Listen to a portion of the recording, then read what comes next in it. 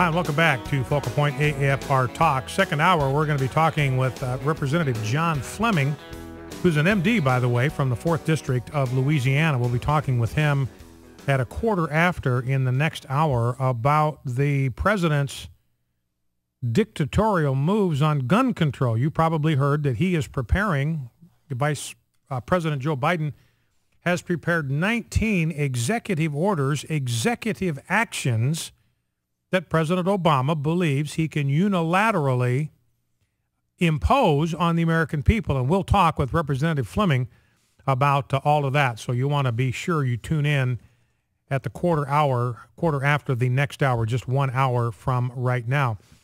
Now, I've got a column. It'll be up, if it's not up yet, at rightlyconcerned.com at any minute. And I encourage you to go there and read it. It is an open letter to Louie Giglio. And I've written an open letter to him appealing to Louie Giglio to take a stand on behalf of righteousness. And I'm going to walk through kind of the contents of my letter to him, and I will be speaking as if I am speaking to Louie Giglio, an appeal from my heart to his. Now, I have no idea that he will actually see this or listen to it, but in the off chance that he will, I'd love to be able to make this appeal directly to him, to have him hear my heart. And if he doesn't come across it, I would like you to be able to hear my heart and kind of the appeal that I want to make to Louie Giglio. Now, by the way, before I get into that, there's some evidence. I mean, there's a record of him making at least 4 visits to the White House in 2011 and 2012, some of those with the President of the United States himself. April 4 and May 18 of 2012, the White House visitors log indicate that he met with President Obama himself, also on April 19 of 2011. And here is the appeal that I would like to make to Pastor Louie Giglio. And Louie, I got to tell you, I am a former pastor. And as a former pastor and as someone who still occasionally does open the Word of God and teach it to congregations, I've admired your work for many years. I admire your winsomeness. You have a very engaging and appealing demeanor. And this has made you a very effective communicator of the unchanging truth of the gospel, the unchanging truth of the Word of God. And I've especially appreciated your passion for the youth of our nation. You formed a true connection with them, an abiding connection with the millennials. This is a critical generation to reach, critical demographic to reach at this time in our history, and you've connected with them. They admire you, they respect you, they look up to you. You had 60,000 of them turn out over New Year's Eve weekend for a passion event in Atlanta, Georgia. They turned out in droves because of their admiration for you and their respect for you. And I also want to commend you for the work that you've done in fighting the scourge of human trafficking and sex slavery. This is an unmitigated blight. It is an unmitigated moral evil. And Atlanta, your home city, is the hub of human trafficking and sex slavery in the United States. And I commend you and I honor you for battling this evil, staring down this evil, facing down this evil right there, these forces of darkness right there in your own backyard. And that was your work, your noble work in combating the scourge of human trafficking that brought you to the attention of President Obama and the inaugural committee and led them to invite you to offer the benediction at the end of the inauguration ceremony. But as you are aware, of course, as you know and have written about, a sermon you delivered 15 years ago popped to the surface. Now, this was a sermon, Louie, in which you unhesitatingly affirmed a biblical view of sexuality and marriage.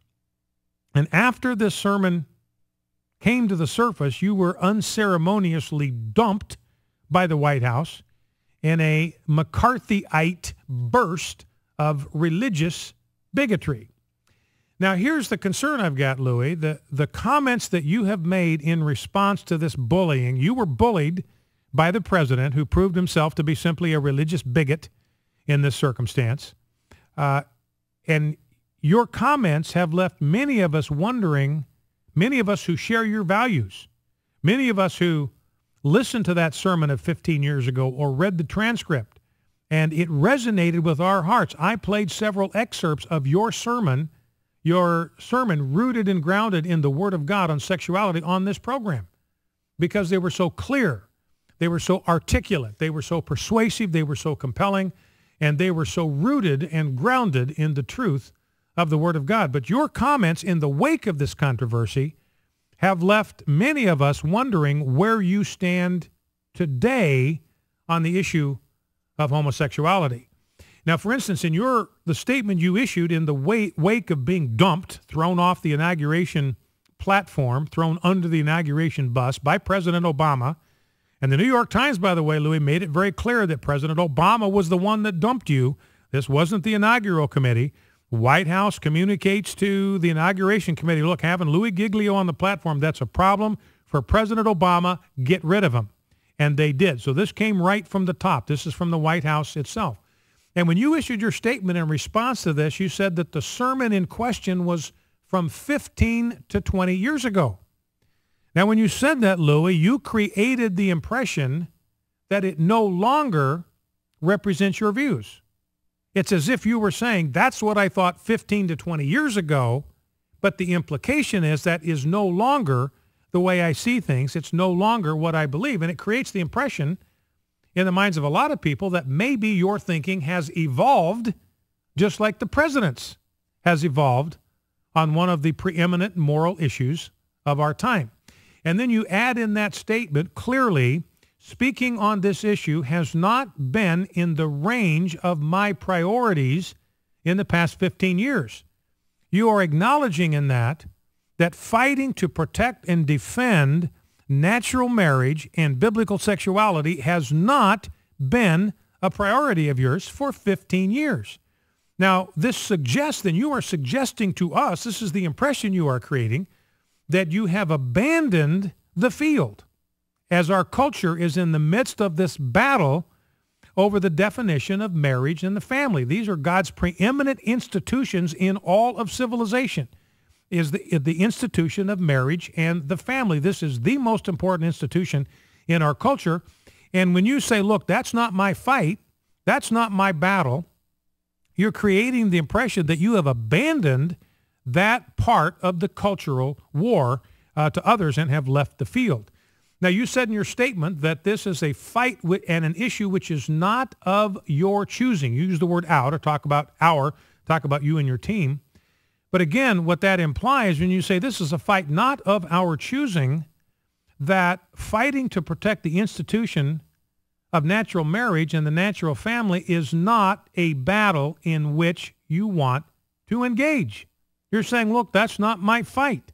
I'm not choosing to engage in that battle. But Louie, I got to tell you, sometimes you don't get to choose your battles. Sometimes your battles choose you. And this is one of those times. So we need to know, have you changed your view on the issue of homosexuality? Do you no longer regard it as a sin? Now, the fact that you have not addressed this issue clearly and forthrightly leaves a lot of us confused, and I believe it's imperative that you clarify your current position. Now, I believe Louie Gott has chosen you to be his mouthpiece at this critical juncture in American history. This is an issue of paramount importance, and you as a perceptive cultural leader, you understand that the homosexual agenda represents the single greatest threat to the institution of marriage and to religious liberty in our time. And your own experience illustrates that. You have just become the latest in a long string of victims whose freedom of speech and religion have been shredded because of our culture's determination to call good what God has called evil. Now, every advance of the homosexual agenda comes at the expense of religious liberty. And you, Louie, have become the new Rosa Parks. You have been sent to the back of the cultural bus because you are considered socially unacceptable. And you, Louie, have meekly allowed yourself not just to be sent to the back of the bus, but to be thrown off the bus entirely instead of standing your ground as Ms. Parks did.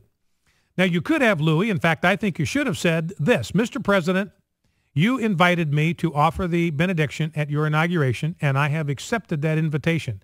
I will not withdraw. If you want to disinvite me because of my unapologetic stand for the Word of God, that's your prerogative, but you will have to throw me off the platform yourself. I'm not going to do it for you.